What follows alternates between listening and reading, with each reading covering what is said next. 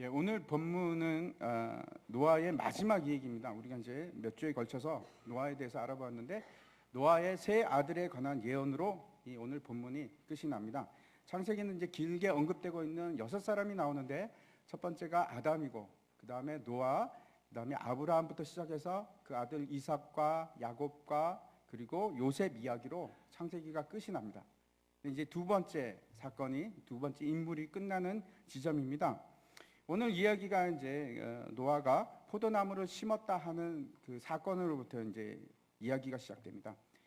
여러분, 노아의 직업이 원래 무엇이었다고 생각하십니까? 저는 잘 모릅니다. 그런데 성경에 보면은 거의 120년 동안 방주를 만들었습니다. 그래서 하루, 한 해, 이틀, 두 해도 아니고 그 수 없는 해를 갖다가 그 목수일을 했으니까 얼마나 잘하겠습니까? 목수해도 될 것 같은데 직업이 바뀌었는지 이제는 지금 여기 보면 노아가 농사를 시작하여 이렇게 되어 있습니다.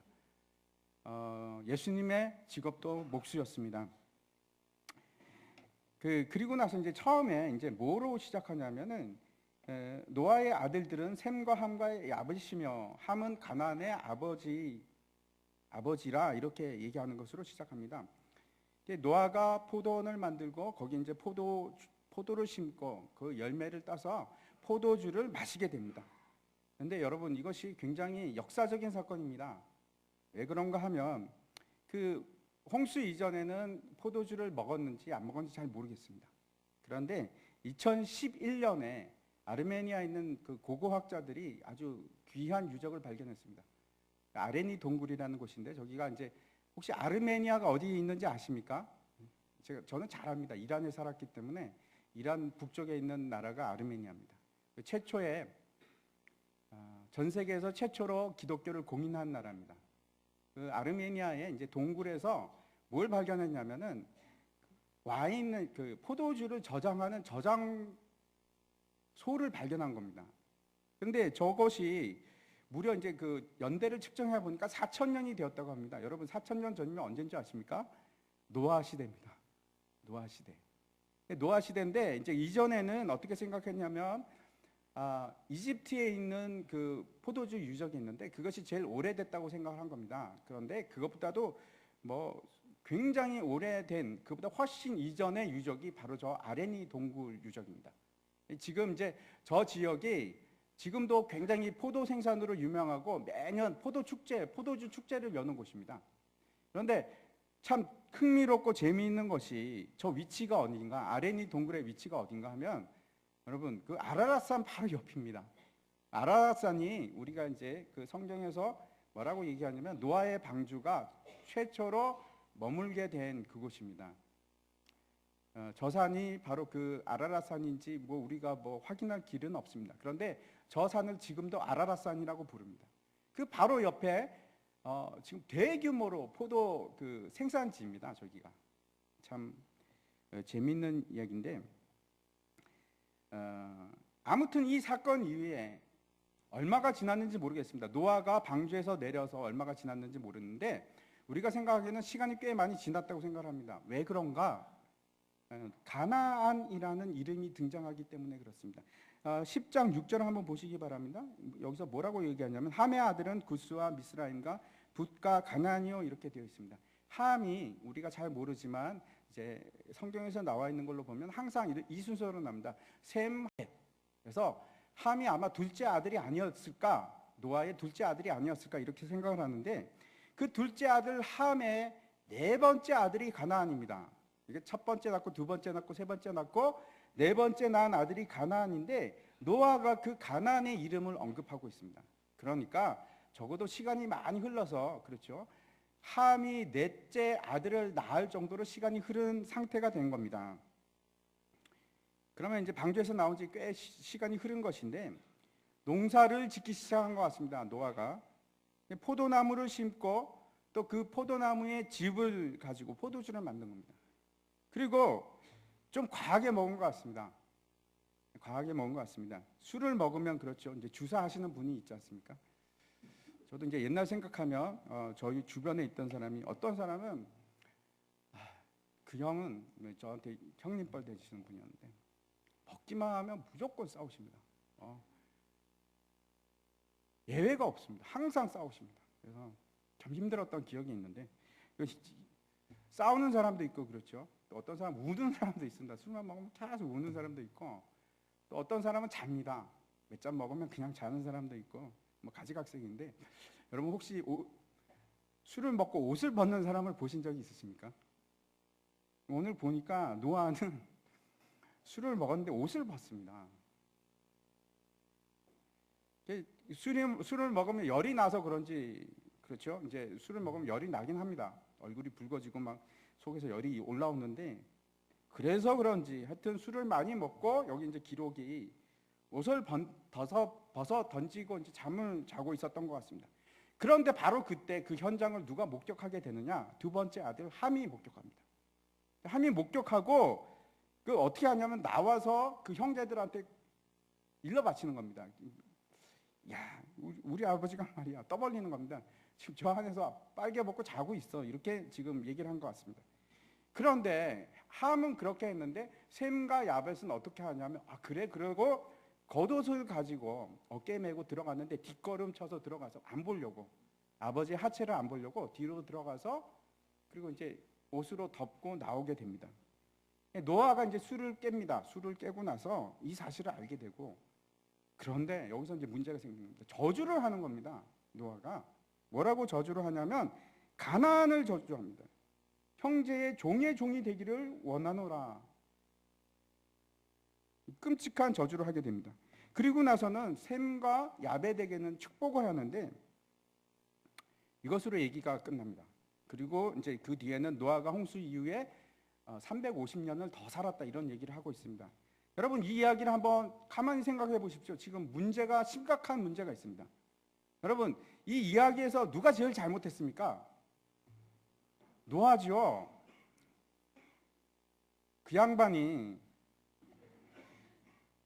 술을 안 먹었으면 되지 않습니까? 근데 술을 먹고 취한 거죠. 여기서 이제 본문에서는 그렇게 얘기합니다. 술에 취해서 하지 못할 짓을 했는데 그런데 희한하게도 왜 그 아들 함이 저주를 받는 겁니까? 함이 뭐 아버지 하체를 본 게 그렇게 잘못입니까? 목욕탕에 가면 다 빨개 벗고 등 밀어주고 다 하지 않습니까? 그게 여러분 생각에 어떻습니까? 이게 받아들일 수 있습니까? 마음에? 그래도 아버지 하체는 보면 안 되지. 이렇게 혹시 생각하시는 분 계십니까? 남자들은 다 그렇습니다. 가서 그냥 이렇게 문지르고 다 합니다. 근데 두 번째 드는 생각이 100번 양보해서 좋아. 그래서 이제 함이 그래 저 실수했지. 아버지를 그렇게 조롱하듯이 그러면 안 되지. 그거 잘못한 거야. 라고 손친다고 할지라도 그러면 함이 당해야 되는데 저주를 받아도 함이 저주를 받아야 되는 거 아닙니까? 근데 함의 아들 그것도 첫째도 아니고 둘째도 아니고 사랑스러운 막내 아들 가나안이 왜 저주를 받아야 되는 겁니까? 도대체 어떻게 된 거라고 생각하십니까? 이거 여러분 이렇게 심정적으로 이걸 받아들일 수가 있으십니까? 이건 문제가 있네 하고 생각이 드십니까? 술 취할 수도 있지. 그럼 술 취한 거 좋아. 그럼 아버지 하체를 본 것이 그렇게 저주를 받아 마땅한 일인가? 아니 그 저주를 받아도 왜 자기가 함이 받으면 되지 왜 그 아들에게 저주를 하시나? 그 노아가 화가 나도 좀 참으시지. 이런 생각이 들지 않습니까? 도대체 하나님께서는 우리에게 무슨 말씀을 하시려고 이런 이야기를 지금 성경을 통해서 우리에게 말씀하고 계신가? 그래서 우리는 술 취하지 말아야 되는가? 그 얘기를 지금 하고 계신가? 아니면 그래 역시 부모는 공경해야 해. 그 말씀을 하시려고 이 기사를 적으셨던가? 우리가 깊이 한번 생각을 해봐야 됩니다. 여러분 이걸 읽으신 적이 있으시지요? 그러면서 어떤 생각을 하셨습니까? 그냥 아무 생각이 없으셨습니까? 우리가 함께 생각해 봤으면 좋겠습니다. 이 시간에 쉽지 않은 생각입니다. 제가 어저께 잠을 못 잤습니다. 이것 때문에 먼저 우리가 함께 생각했으면 하는 것이 노아가 도대체 어떻게 된 것인가? 앞서서 우리가 6장에서 보았는데 노아는 그렇게 만만한 사람이 아닙니다. 6장 9절 한번 보여주시기 바랍니다. 제가 읽어보겠습니다. 이것이 노아의 족본이라. 노아는 의인이요 당대의 완전한 자라. 그는 하나님과 동행하였으며. 여러분, 기가 막힌 얘기를 하고 있는데, 노아는 완전한 자랍니다. 완전한 자, 빈틈이 없는 사람이고 의인인데, 그는 거기다가 덧붙여서 뭐라고 하냐면 하나님과 동행하는 사람이에요. 우리가 더 이상 뭐라고 얘기를 하겠습니까? 노아에 대해서. 아니, 그 노아가 어떻게 하다가 이런 큰 실수를 저질렀나? 그렇지, 결국 술이 문제야. 술은 끊어야 돼 하고 쉽게 생각할 것인가? 아니면은 이 장면을 통해서 하나님께서 우리에게 무슨 말씀을 하고 계시는 건가 생각해 봐야 됩니다. 제가 이제 그렇다고 해서 지금 말씀드린 거는 술은 많이 먹어도 괜찮습니다, 이런 얘기가 전혀 아닙니다. 여러분, 많이 드시면 안 됩니다. 아시죠? 아멘입니까? 대답이 없으시네.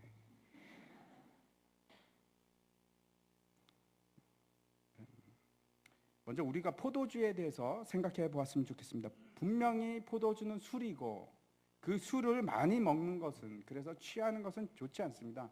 성경이 그렇게 얘기하고 있습니다. 그런데 앞에서 잠깐 우리가 노아의 직업에 대해서 생각을 했는데, 그 전에는 뭐 목수일 수도 있고 뭔지는 잘 모르겠는데, 그 다음에 이제 노아가 농사를 짓기 시작했습니다. 그런데 포도원을 만들었다고 하는 겁니다. 여러분, 포도만 먹고 살 수 있습니까, 사람이? 저는 못 삽니다. 어떤 사람은 살지 몰라도 빵도 먹고 다른 것도 먹어야죠. 어떻게 포도만 먹고 살겠습니까? 아마 다른 것도 생산을 했을 것 같습니다. 그런데 이제 그 중에 포도를 생산했던 것 같은데, 20절을 한번 읽어보겠습니다. 9장 20절에 보면 노아가 농사를 시작하여 포도나무를 심었더니 이렇게 되어 있습니다. 그런데 여기 우리 성경에는 이렇게 번역이 되어 있는데, 제가 원문에 충실하게 다시 한번 번역해서 말씀드리겠습니다. 어떻게 되어 있냐면, 땅의 남자, 그렇게 번역할 수도 있고요. 아니면은 땅의 남편 노아가 포도원을 창설하였다. 아주 의미심장한 얘기를 합니다. 땅의 남편이라고 합니다. 여러분, 뭔가 좀 결혼? 땅의 남편? 왜 이런 표현을 썼을까 하는 생각이 드시지요. 나중에 가면 제가 그 해답을 말씀드리겠습니다. 그래서 노아가 포도를 심었다는 얘기가 아니고요, 여기서 포도원을 창설했다 하는 단어입니다. 그런데 이 창설하다는 단어가 제일 처음 나오는 곳이 있습니다. 그곳이 어딘가 하면은 창세기 2장에 에덴 동산을 하나님께서 창설하셨다 할 때 이 단어가, 똑같은 단어가 쓰입니다. 그리고 보면은 2장 8절입니다. 동방의 에덴에 동산을 창설하시고 그 지으신 사람을 거기 두시니라. 그리고 나서 아담의 이야기가 쭉 시작이 되는데, 재미있는 것은 이 노아의 이야기와 아담의 이야기가 동일한 모티브를 사용합니다. 굉장히 관계가 깊습니다. 비슷한 점이 있습니다. 하나님께서는 동산을 창설하셨는데 노아는 지금 포도원을 창설합니다. 하나님께서는 동산을 창설하시고 거기다가 아담을 두셨는데, 그 다음에 이제 제가 마지막에 정리를 할 텐데 21절 보시기 바랍니다. 21절을 보면 포도주를 마시고 취하여 그 장막 안에서 벌거벗은지라 라고 말씀하고 있습니다. 먼저 성경에서 포도주가 의미하는, 상징하는 바가 있습니다. 그걸 제가 먼저 말씀을 드리겠습니다. 포도주는 언제나 포도주라는 단어가 나오면 뭘 뜻하는가? 첫 번째, 기쁨입니다. 즐거움, 기쁨. 그래서 이제 사사기 같은 곳에서도 하나님을 기쁘게 하고 나를 기쁘게 하는 이 포도주에 대해서 얘기를 합니다. 그뿐만 아니고 성경의 여러 곳에서 포도주는 어떤 상징으로 쓰이냐? 기쁨의 상징으로 나타납니다. 그리고 이제 포도주는 음료일 뿐 아니라 포도주를 어디서 쓰냐? 잔치할 때 씁니다. 반드시 있어야 됩니다. 그래서 예수님께서 요한복음에 보면 예수님께서 가나의 혼인잔치에 갔는데 그 얘기가 나오지 않습니까? 이제 혼인잔치에 갔는데 사람들이 술을 다 먹었고 술이 떨어진 겁니다. 포도주가 떨어진 겁니다. 그래서 그 어머니 마리아가 예수님께 부탁을 하죠. 지금 술이 떨어졌다, 포도주가 떨어졌다. 그랬더니 예수님 결국 정결통에 있는 물을 가지고 포도주를 만드십니다. 그것이 예수님의 첫 번째 기적이었습니다. 무엇보다도 명확하게 포도주에 대해서 확실하게 언급되는 부분이 있는데 거기가 어디냐면 누가 그 말씀을 하셨냐면 예수님께서 말씀하셨습니다. 한번 보시겠습니다. 마태복음 26장입니다. 제가 읽어보겠습니다. 이것은 죄 사함을 얻게 하려고 많은 사람을 위하여 흘리는 바 나의 피 곧 언약의 피니라. 그러나 너에게 이르노니 내가 포도나무에서 난 것을 이제부터 내 아버지의 나라에서 새 것으로 너희와 함께 마시는 날까지 마시지 아니하리라 하시니라. 두 가지 말씀을 하시는데 이 포도주는 내 언약의 피다 그러면서 이 피로 말미암아 너희가 죄 사함을 얻으리라. 이걸 한 가지 얘기하시고 또 하나는 내가 하늘나라에 가서 잔치에 이를 때까지 나는 포도주를 먹지 않을 것이다. 하늘나라에 영원한 안식이 들어올 때까지 나는 포도주를 먹지 않으리라. 이 말씀을 하십니다. 성경에 보면은 그 반대 명제를 굉장히 많이 얘기를 합니다. 우리가 앞에서 9장 앞에서 6절에서도 봤는데 피는 곧 생명이니 너희는 피를 먹지 말라 이렇게 얘기하십니다. 그런데 신앙에 가서 뭐라고 하십니까? 예수님께서 그러니까 먹어야지. 피는 먹으면은 그 생명이 글로 가는 거니까 먹으면 안 되는데 내 피는 먹어야지. 무슨 얘기냐면은 반대 명제를 이용해서 그 성경에서 지금 극대화 시키고 있습니다. 다시 긍정에 대해서 극대화를 시키기 위해서 강한 부정문을 사용하십니다. 먹지 마라, 절대로 먹지 마라 그러는데 성경에 이제 신약에 오면은 예수님께서 그러니까 내 피를 먹어야지 이렇게 말씀하십니다. 그런데 여기서도 똑같이 그런 일들이 지금 진행이 됩니다.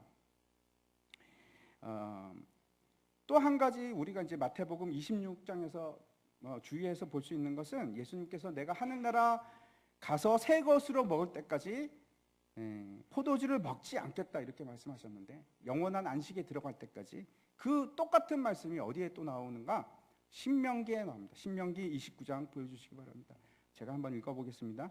주께서 40년 동안 너희를 광야에서 인도하게 하셨거니와 너희 몸에 옷이 낡아지지 아니하였고 너희 발에 신이 헤어지지 아니하였으며 너희에게 떡도 먹지 못하며 포도주나 독주를 마시지 못하게 하셨음은 주는 너희 하나님 여호와이신 줄을 알게 하려 하심이니라. 이스라엘 백성들이 이집트를 나와서 광야 생활을 하는 40년 동안 하나님께서 포도주를 못 먹게 하셨습니다. 왜요? 여기 뭐라고 하시냐면 하나님인 줄 알게 하기 위해서. 그래서 포도주를 못 먹습니다. 그런데 언제 먹을 수 있는가? 이스라엘 백성이 이집트에 나와서 광야 생활하는 동안은 못 먹는데 14장을 보겠습니다. 신명기 14장 가서 보면 이렇게 얘기하십니다. 내 하나님 여호와 앞 곧 여호와께서 그의 이름을 두시려고 택하신 곳, 여기가 어딜까요? 가나안 땅입니다. 그 택하신 곳에서 내 곡식과 포도주와 기름의 11조를 먹으며 또 내 소와 양의 처음 난 것을 먹고 내 하나님 여호와 경외하기를 항상 배울 것이나. 광야에서는 먹을 수 없었는데 40년 동안 먹을 수 없었는데 하나님께서 허락하신 새 땅에 들어가면 가나안 땅에 들어가면 거기서 허락하신 안식을 취할 때 기쁨으로 포도주를 먹을 수 있다. 이런 말씀을 하시는 겁니다. 포도주를 먹을 수 있는 이유가 하나님의 안식 때문입니다. 제가 세 가지를 말씀드렸는데 포도주의 의미 상징하는 바가 세 가지입니다. 첫 번째 기쁨이고 두 번째는 잔치, 세 번째는 안식입니다. 그 세 가지를 의미하는 것이 포도주입니다. 그 상징성을 가지고 있습니다. 그런데 이제 바로 그 포도주를 지금 21절에 보면은 노아가 취하도록 마시고 있는 겁니다. 이 취하다 하는 것이 여러분 어떤 뜻이냐면 제가 쭉 찾아봤습니다. 그랬더니 물론 이제 취하다는 뜻도 있는데 많은 경우에 어떤 뜻으로 쓰이냐면 기뻐하다, 즐거워하다 그런 뜻입니다. 그래서 저 단어를 저 문장을 이렇게 바꿔도 아무런 지장이 없습니다. 어떻게 바꾸냐면 포도주를 마시고 기뻐하며 그 장막 안에서 벌거 벗은지라 이렇게 해도 아무런 문제가 없습니다. 기뻐하는데 옷을 벗을까요? 여러분 어떻게 생각하십니까? 좀 이해하기 힘들지 않습니까? 막 노아가 기뻐하면 안식에 들어가서 기뻐함을 그렇죠. 방주 안에 있는 동안에는 1년 넘게 포도주를 안 먹었을 것입니다. 분명히. 그런데 나와서 안식에 들어가서는 포도주를 먹고 마음껏 먹고 즐거워하며 기뻐하는 것까지는 좋은데 그 다음에 옷을 벗기 시작한 겁니다. 우리가 좀 이해하기 힘듭니다. 여러분 어떻게 생각하십니까? 그럼 술 취해서 옷 벗어도 되지 뭐 이렇게 생각하십니까? 그렇지는 않지 않습니까? 네, 옷을 벗은 한 사람이 있습니다. 혹시 아십니까? 다윗입니다. 다윗이 이스라엘이 이제 블레셋과 전쟁 중에 언약궤를 뺏깁니다. 그리고 그 언약궤를 뺏긴 지 100년째가 되었을 때 다윗이 그 언약궤를 찾아옵니다. 블레셋으로부터 찾아오는데 그 언약궤가 막 올 때 다윗이 너무 기뻐서 하나님의 영광이 다시 오는 거에 대해서 너무 기뻐서 막 춤을 춥니다. 노래를 부르고 춤을 추다가 급기야는 어떻게 하냐면 옷을 막 벗어 던지기 시작했습니다. 그 장면이 이제 사무엘하 6장에 나오는데 제가 한번 읽어보겠습니다. 다윗이 자기의 가족에게 축복하러 돌아오매, 이제 그 일이 다 끝나고 이제 축복하러 자기 가족에게 온 겁니다. 그때 이제 사울의 딸 미갈이 아내입니다. 다윗의 아내입니다. 미갈이 나와서 다윗을 맞으며 이르되 이스라엘 왕이 오늘 어떻게 영화를 보시지? 비꼬는 겁니다. 아니 여보 오늘 너무 기가 막혔어. 야 끝내주던데 이렇게 얘기하면서 뭐라고 하냐면 방탕한 자가 염치 없이 자기의 몸을 드러내는 것처럼 오늘 그의 신복의 계집종의 눈앞에서 몸을 드러내셨나이다. 아니 염치 없게 어떻게 하체를 드러내 여보. 너무한 거 아니야? 이렇게 지금 얘기한 겁니다. 이때 다윗의 아내 미갈은 다윗의 행동을 전혀 이해하지 못한 겁니다. 하나님의 영광이 다시 이스라엘로 들어오는데 그 기쁨으로 다윗이 막 기가 막혀서 즐거워하면서 노래를 부르며 옷을 벗어 던졌는데 여러분 어떻게 생각하십니까? 그러면 벗어도 된다고 생각하십니까? 아니죠. 네, 나가서 지금 만약에 하나님의 영광이 내 속에 가득 찼고 막 내가 기쁨으로 충만하면 그래 옷을 벗어야지 그러면 안 됩니다. 여러분 안 됩니다. 아담이 에덴 동산에 있는 동안에 여러분 아담과 하와는 벌거벗고 있었습니다. 그런데 수치감을 느꼈을까요? 아니요, 느끼지 않았습니다. 왜 그러면 아담과 하와는 수치감이 없었을까요? 죄가 없어서 그렇습니다. 제가 다시 첫 번째 반응이 죄를 짓고 나서 첫 번째 반응이 아담과 하와가 선악을 알게 하는 열매를 먹고 나서 첫 번째 반응이 바로 그거였습니다. 수치감입니다. 내가 벗었네. 왜 그렇습니까? 죄 때문에 그랬습니다. 그러면 다시 제가 거꾸로 말씀드려서 죄가 사해지고 하나님의 영광이 드러나기 시작하면 수치감은 어떻게 될까요? 사라지는 겁니다. 내가 죄가 사함을 받고 하나님의 영광이 들어오면 더 이상 나는 수치감이 존재하지 않는 겁니다. 그 모세 율법을 보면은 10계명 다음에 그 다음에 바로 첫 번째 그 율법이 나오는 게 있습니다. 그것이 뭐냐면 제단에 관한 법인데 한번 보겠습니다. 20장 26절인데 출애굽기 너는 층계로 내 제단에 오르지 말라. 내 하체가 그 위에서 드러날까 함이니라. 지구라트라든지 아니면 아즈텍의 무슨 신전 같은 거 있지 않습니까? 다 제단들인데 제단들의 공통점이 뭐냐면 계단이 있습니다. 이방 신들의 제단은 계단이 있는데 그것을 올라가서 높은 곳에서 제사를 드립니다. 그런데 하나님께서는 뭐라고 하냐면 야, 너 제단을 만들 때 절대로 계단을 만들지 마. 왜 계단을 만들지 말라고 하는가 하면 뭐라고 합니까? 하체가 드러날까 봐. 다시 말씀드려서 너의 수치가 드러날까 봐. 너의 죄가 드러날까 봐. 이 말씀이 무엇입니까? 제가 앞에서도 얘기했는데 그렇죠? 강한 반대 명제를 말씀하고 계십니다. 다시 말씀드려서 네가 죄가 있기 때문에 너의 하체는 드러나면 안 돼. 그런데 만약에 네가 죄가 없다면 어떻게 되는 겁니까? 수치감은 없어질 거야 라는 얘기를 지금 하고 계신 겁니다. 우리가 의아하게 생각하는 것이 이겁니다. 노아가 잘못했는데 왜 함의 아들 가나안이 저주를 받는가? 다시 한번 생각해 보시기 바랍니다. 여러분, 과연 노아가 포도주를 기쁘게 마시고 너무나 하나님의 영광에 즐거워하며 안식을 누리면서 옷을 벗는 것이 죄입니까? 네, 죄라고 생각할 수도 있지만 여기 지금은 죄가 아니라고 얘기하셔야 됩니다. 네, 죄가 아닙니다. 왜냐하면 죄사함을 받았기 때문에 그런 겁니다. 죄가 없기 때문에, 수치감을 느낄 수가 없기 때문에 그런 겁니다. 다시 말씀드려서 미갈이 비난을 했습니다. 그렇죠? 다윗에 대해서. 다윗도 또 마찬가지입니다. 다윗이 하나님의 영광 때문에 너무 기뻐서 덩실덩실 춤을 추다가 옷을 막 벗어 제꼈는데 미갈이 조롱을 하고 비웃으면서 질책을 했는데, 만약에 죄가 있었다면 하나님께서 누구를 벌해야 됩니까? 다윗을 벌해야 됩니다. 그런데 그 구절 바로 다음 절에 뭐라고 얘기하냐면 하나님께서 미갈을 벌하십니다. 그 말은 다윗이 잘못한 게 없다는 겁니다. 제가 왜 이 말씀을 드리냐, 오늘 본문에서도 마찬가지입니다. 함이 그 장면을 목격하고 두 형제에게 알리러 나왔습니다. 22절 한번 보시기 바랍니다. 가나안의 아버지 함이 그의 아버지 하체를 보고 밖으로 나가서 그의 두 형제에게 알림에, 이렇게 되어 있습니다.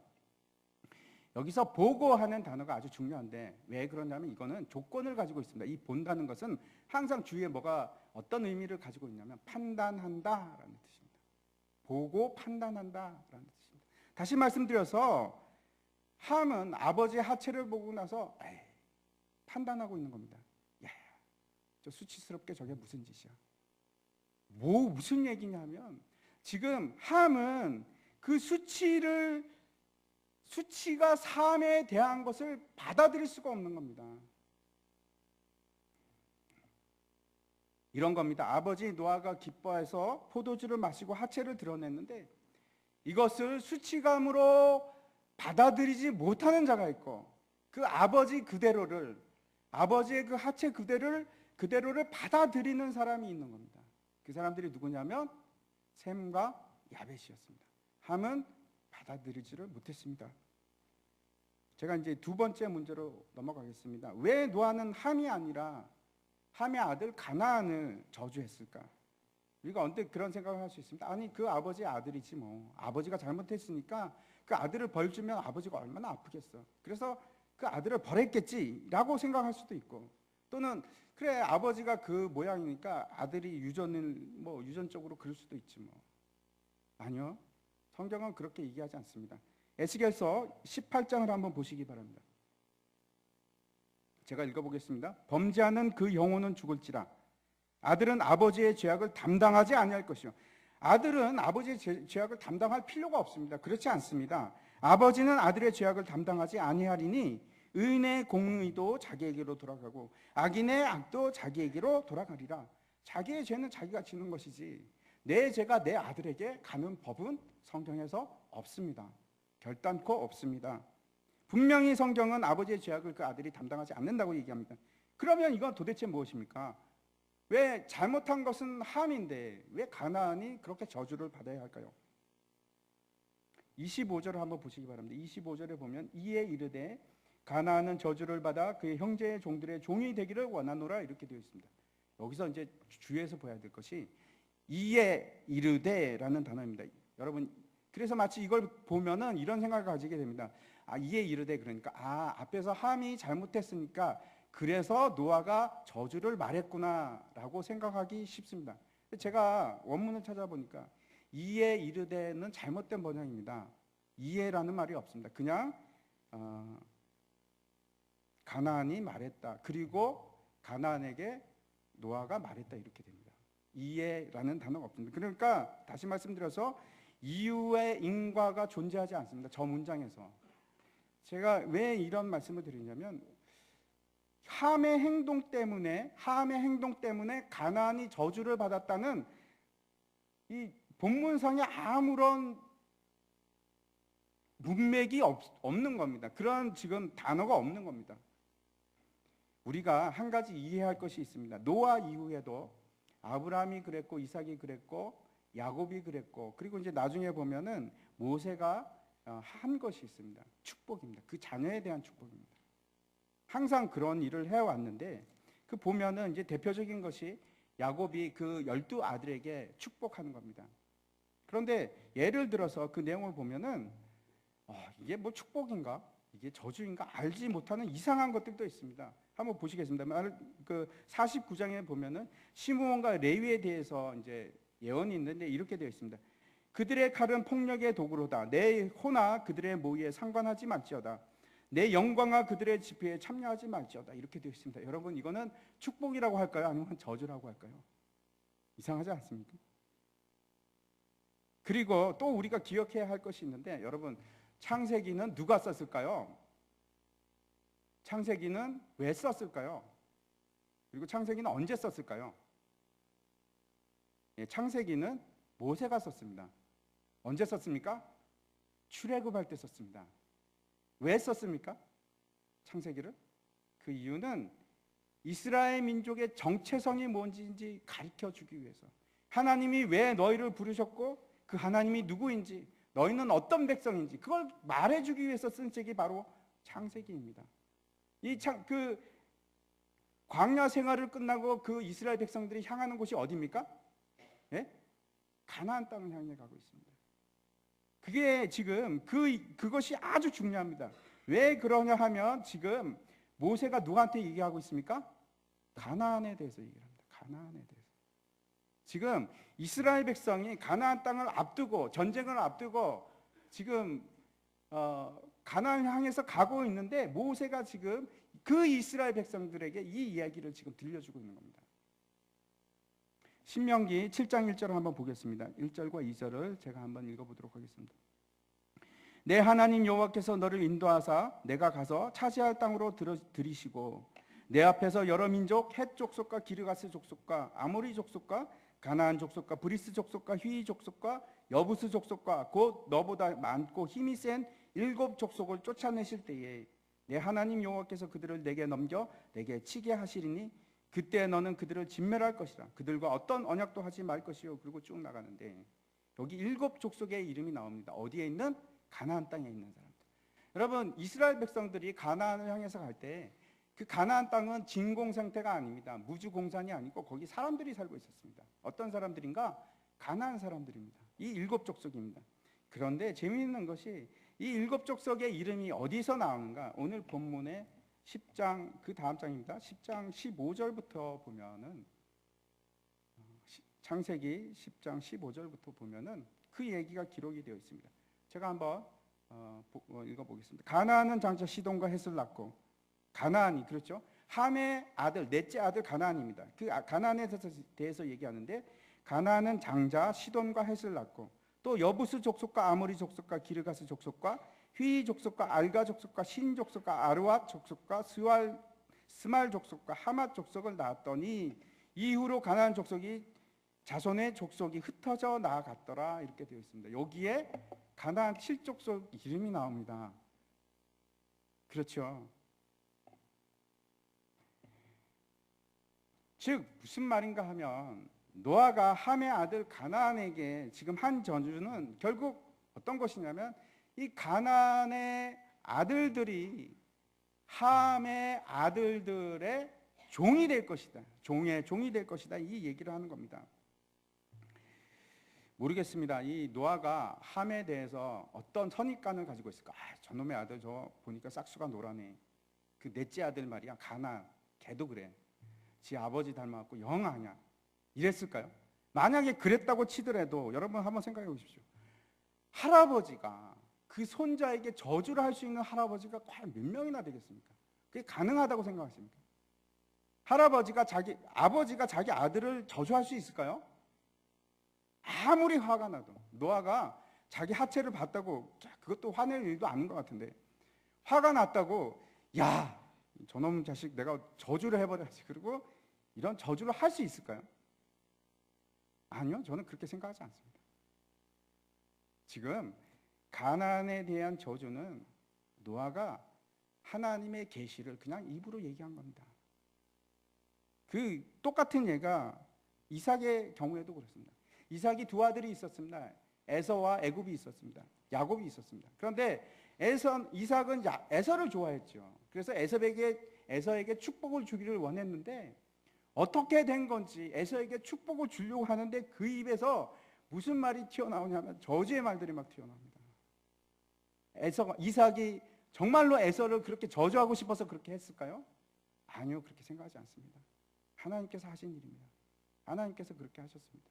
지금 무슨 얘기냐면 이 예언이 노아 자신의 뜻대로 된 것이 아니고 하나님의 뜻을 그냥 지금 얘기하는 것입니다. 그래서 그 입에서 나오는 저주의 말이 가능한 것입니다. 이제 셈과 야벳에 대해서 한번 넘어가 보겠습니다. 26절과 27절인데 제가 읽어보겠습니다. 또 이르되 셈의 하나님 여호와를 찬송하리로다. 가나안은 셈의 종이 되고 하나님이 야벳을 창대하게 하사 셈의 장막에 거하게 하시고 가나안은 그의 종이 되게 하시기를 원하노라 하였더라. 이렇게 되어 있습니다. 셈이라는 이름 자체가 그 뜻이 뭐냐면 이름이라는 겁니다. 그래서 26절을 보면 이렇게도 번역할 수 있습니다. 셈의 하나님 여호와를 찬송하리로다 이것이 아니고 하나님의 이름 여호와를 찬송할지어다 이렇게 해도 됩니다. 이렇게 언어 유희가 계속해서 뒤에 나오는데 제가 그걸 다 말씀드릴 수는 없고 그 다음에 보면은 하나님이 야벳을 창대하게 하사 셈의 장막에 거하게 하시고 이렇게 되어 있습니다. 셈의 한번 여러분 잘 보시기 바랍니다. 저 셈의 장막에 거하는 사람이 누구일까요? 누구일까요? 야벳일까요? 우리 성경으로 보면 마치 야벳 같습니다. 그렇죠? 그런데 제가 이것을 원래 그대로 말씀을 드리면 이렇습니다. 하나님이 야벳을 창대하게 하셨다. 그리고 그는 셈의 장막에 거하게 하시고 그러면 그는이 누군가? 그는 셈의 장막에 거하게 하시고 했는데 그가 누구일까? 야벳일 수도 있지만 누구라고요? 하나님입니다. 지금 하나님께서 이 노아의 입을 통해서 지금 아주 놀라운 예언을 하고 계신 겁니다. 하나님이 셈의 장막에 거하시겠다. 셈은 아브라함의 조상입니다. 다윗의 조상입니다. 그런데 지금 하나님께서 뭐라고 얘기하시냐면 내가 셈의 장막에 거하겠다. 이 일이 언제 일어났는가? 이스라엘 백성이 이집트에서 나와서 광야에서 성막을 만들었을 때 그 다음 장 한번 보여주시기 바랍니다. 하나님께서 성막을 지시하시고 그 하나님의 지시하신 대로 성막을 만들었습니다. 그랬더니 하늘로부터 구름 기둥이 와서 하나님의 영광이 임하기 시작하는데 저렇게 놀라운 일이 일어났습니다. 하나님의 영광이 셈의 장막에 거하기 시작한 겁니다. 그런데 이 일이 똑같은 일이 다시 반복이 됩니다. 누구를 통해서? 예수 그리스도를 통해서. 여러분 성전의 실체가 누구라고 예수님께서 말씀하시냐면 내가 곧 성전이다 이렇게 말씀하십니다. 요한복음에 보면은 1장 14절입니다. 이렇게 말씀하십니다. 말씀이 육신이 되어 우리 가운데 거하심에 이 거한다는 것이 무슨 뜻이냐면 장막에 거하심에 그런 뜻입니다. 말씀이 육신이 되어 예수 그리스도께서 육신이 되어서 우리 안에 거하심에 셈의 장막에 거하심에 우리가 그의 영광을 보니 아버지 독생자의 영광이요 은혜와 진리가 충만하더라 이렇게 말씀하고 있습니다. 그리고 나서 그 야벳은 확장할 것이다 이렇게 얘기하는데 그 창대하게 하사 이게 확장한다는 뜻인데 무엇을? 장막을 셈의 장막을 확장할 것이다 이런 말입니다. 그 사도 바울이 복음을 들고 야벳의 후손들에게 갑니다. 헬라족들, 로마인들에게 갑니다. 그리고 그들에게 복음을 전하자 그 야벳의 자손들이 놀라운 일들을 하는데 셈의 장막이 그냥 확장이 되고 확장이 돼서 결국은 우리나라까지 오지 않았습니까? 우리도 역시 이제는 셈의 장막에 거하는 자들이 되었습니다. 이제 제가 말씀을 정리하려고 합니다. 그 다음 장 한번 보여주시기 바랍니다. 하나님께서 아담을 동산에 두십니다. 그런데 노아는 그 동산을 창설했습니다. 그리고 나서 아담은 나무의 열매를 먹었습니다. 그런데 노아는 그 나무의 즙을 먹었습니다. 그리고 나서 아담이 한 것은 그것을 먹자마자 깨달은 게 있는데 자기가 벌거벗음을 수치감을 느끼는 것을 발견합니다. 그런데 노아는 자기가 장막에서 옷을 벗어 던집니다. 이 일이 있고 나서 둘 다 똑같은 일이 일어나는데 아담에 대해서는 하나님께서 3장 16, 15절을 통해서 어떤 예언을 주시냐면은 여자의 후손이 뱀의 후손의 머리를 상하게 할 것이다. 그리고 뱀의 후손은 여자의 후손의 발 뒤꿈치를 상하게 할 것이다. 저주를 얘기하고 회복을 얘기하십니다. 근데 똑같은 얘기를 지금 노아를 통해서 하십니다. 노아의 입을 통해서 하시는데 뭐라고 얘기를 하냐면 함의 아들 가나안은 저주를 받을 것이고 그리고 셈의 아들은 내가 그의 장막에 거할 거야. 회복을 말씀하고 계십니다. 그리고 그 다음에 보면 이제 10장이 나오는데 10장에서 11장에 이르기까지 어떻게 되면 분리를 시키십니다. 하나님의 아들들과 사람의 아들들. 하나님의 아들들은 아브라함을 이어서 하나님의 도성을 만들어 갑니다. 그리고 사람의 아들들은 바벨탑을 짓기 시작합니다. 마찬가지입니다. 이 아담의 범죄한 이후에도 똑같은 일이 일어나는데 하나님의 아들들과 사람의 아들들이 분리가 됩니다. 중요한 것은 이처럼 아담의 선악과 이후에 하나님의 아들들과 사람의 아들들의 씨가 나뉜 것처럼 노아의 이후에도 나누어졌고 우리에게도 지금 똑같은 일이 일어납니다. 여러분, 우리에게도 벌거벗고 오신 분이 계십니다. 누구신지 아십니까? 다시 한번 그 다음 거 한번 보여주시기 바랍니다. 예수님이 십자가에서 돌아가실 때 여러분 예수님 상을 보면은 그 하체를 가리는 뭔가 있지 않았습니까? 그거는 우리의 편의를 위해서 그렇게 한 것이고 성경은 그렇게 얘기하고 있지 않습니다. 저 예수님께서 수치를 당하시는데 그 겉옷은 네 개로 나누어서 로마 군인들이 나누어집니다. 그리고 속옷은 벗겨가지고 속옷은 통으로 짠 옷이라서 나눌 수가 없었습니다. 그래서 어떻게 합니까? 제비를 뽑습니다. 다시 말씀드려서 예수님은 하체를 드러나고 사람들 앞에서 저런 수치를 당하셨습니다. 여러분 어떻게 생각하십니까? 어떤 사람은 예수를 무시합니다. 네가 하나님의 아들이야? 뛰어내려. 저게 무슨 수치야. 받아들이지 않습니다. 무시합니다. 그 예수님께서 십자가상에서 저렇게 수치를 당하시는데 벗김을 당하시고 매를 맞고 하나님의 아들이 수치를 당하시는데 그리고 마지막에 참 놀라운 일을 하십니다. 포도주를 마시십니다. 신 포도주를. 그리고 뭐라고 하십니까? 다 이루었다. 세상에는 두 가지 사람이 있습니다. 저 수치를 무시하는 사람이 있고 저게 나랑 무슨 상관이 있어? 나에게는 아무것도 아니야. 조롱거리로 삼는 사람이 있고 저 수치를 나의 수치로 가리기를 원하는 사람들이 있어요.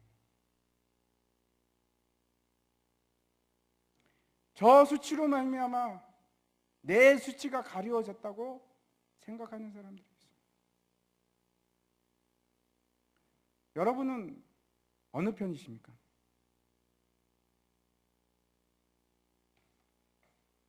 제가 그 하박국 선지자의 말씀을 읽겠습니다. 이걸 제가 발견하고 너무나 놀랐습니다. 이전에는 제가 이 구절에 대해서 깊이 생각한 적이 없었습니다. 제가 한번 읽어보겠습니다. 이는 물이 바다를 덮음같이 여호와의 영광을 인정하는 것이 세상에 가득함이니라. 이웃에게 술을 마시게 하되 자기의 분노를 더하여 그에게 취하게 하고 그 하체를 드러내려 하는 자에게 화 있을진저 내게 영광이 아니오 수치가 가득한즉 너도 마시고 너의 할례 받지 아니한 것을 드러내라. 여호와의 오른손의 잔이 내게로 돌아올 것이라. 더러운 욕이 내 영광을 가리리라. 여러분, 우리의 수치를 가리울 그런 자가 필요합니다. 그렇지 않으면 여기서 뭐라고 얘기합니까? 여호와의 진노의 잔이 너희를 기다리고 있다. 심판이 기다리고 있습니다. 그 수치를 가리지 않으면 심판이 기다리고 있는 겁니다. 여러분, 내 죄를 가릴 수 있는 유일한 방법은 포도주입니다. 포도주. 그 포도주를 뭐라고 합니까? 예수님께서 내 피라고 합니다. 내 피를 마셔라. 여러분, 그렇지 않으면 여러분의 죄를 가릴 수 있는 방법은 아무것도 없습니다. 여러분의 손바닥으로 가릴 수 있을 겁니까? 그럼 무엇으로 가리시렵니까?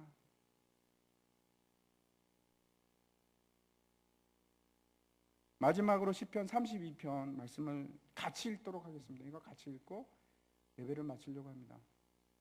같이 읽겠습니다. 시작. 허물의 사함을 받고 자신의 길을 가르칠 자라. 하나님의 말씀입니다. 다 같이 일어나셔서 마지막 찬송 같이